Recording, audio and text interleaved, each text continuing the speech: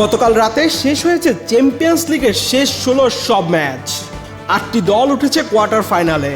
সেখানে কে কার মুখোমুখি হবে নিশ্চিত হয়েছে সেটাও। শেষ 16 ড্রয়ের সময় নিশ্চিত হয়ে যায় ফাইনালের পথে দলগুলোর সম্ভাব্য যাত্রাপথ কেমন হবে।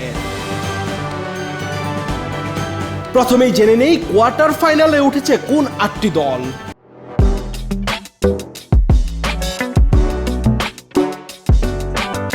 আটটি দলের মধ্যে আছে Paris Saint Germain, Liverpool, Real Madrid, Bayern Munich, Barcelona, Atletico Madrid, Arsenal ও স্পোর্টিং লিসবন। কোয়ার্টার ফাইনালে কোন দল কার মুখোমুখি হচ্ছে সেটিও জেনে নেই।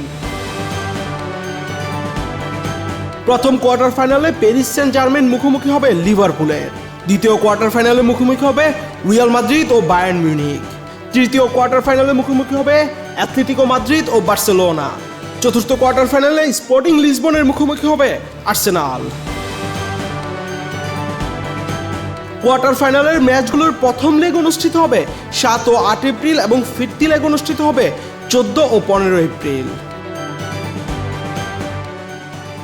আহমেদ শাফি, চ্যানেল আই।